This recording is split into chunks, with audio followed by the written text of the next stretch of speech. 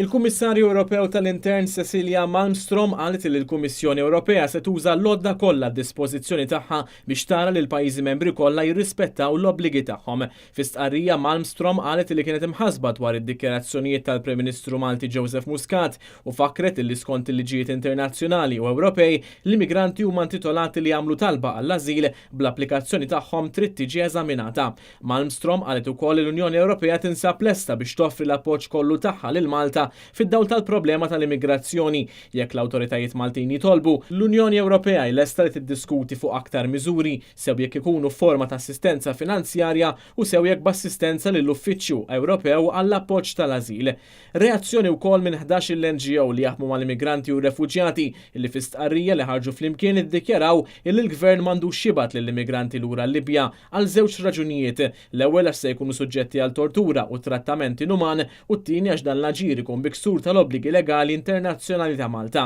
Il-11 l-NGO qalu li huma xukjati jisimgħu anke li l-Gvern qiegħed sempliċement jikkunsidra dan. Laqdiet fakru li l-grupp jinkludi 43 mara u żewġ titrabi kollha Somali li jfisser li aktar għandhom bżonn il-protezzjoni u ma nsistew li dak li se jagħmel il-Gvern u preċiżament dak li l-Prim Ministru qed jgħid li mhuwiex pushback se jibgħat persuni li qed ifittxu kemm f'pajjiżna lura f'pajjiż fejn jistgħu jinqatlu.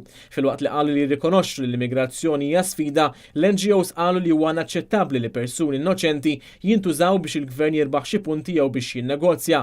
Huwa ċert qalu l-NGOs illi fil-Libja l-immigranti jsofru minn abbuż ta' drittijiet tagħhom kif anke wrew studji riċenti ta' aġenziji internazzjonali ta' drittijiet tal-bniedem.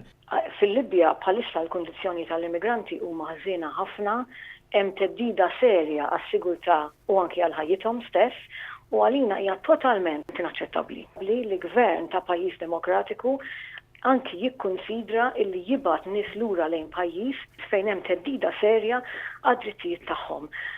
L-NGOs fakru anke kif il-ġimgħa li għaddiet il-Qorti tal-Appell ikkonfermat illi meta fl-2004 żewġ irġiel intbagħtu lura l-Libja kienu ġew miksura drittijiet fundamentali tagħhom. F'dan is-sens tkellem anke l-kap tal-Oppożizzjoni Simon Busuttil li qal il-Partit Nazzjonalista hu kontra kull tip ta' pushback policy. Din hija sitwazzjoni preokkupanti ħafna, sitwazzjoni ta' emerġenza, jiena nistenna li l-Prim Ministru jonora l-obbligi internazzjonali u Ewropej ta' pajjiżna. Min-naħa tiegħu il-kap tal-Kummissjoni Immigranti Monsinjur Filip Kalleja għalli kien jistenna li l-Gvern ifittex soluzzjoni politika u mhux jibgħat lill-immigranti lura. Din hija deċiżjoni ġdida tal-lum. Wieħed kien qed jaħseb se qed niddiskutu nużaw il-pressjoni fuq l-Ewropa biex ikollna il-burden sharing wieħed jgħinna ma li naslu għal din ħaġa hija ftit ilha. U l-Alternattiva Demokratika qalet li Muscat qed jagħmel ħsar lil Malta billi minflok jaqdi dmiru u juża r-raġuni imur kontra l-obbligi internazzjonali tal-pajjiż.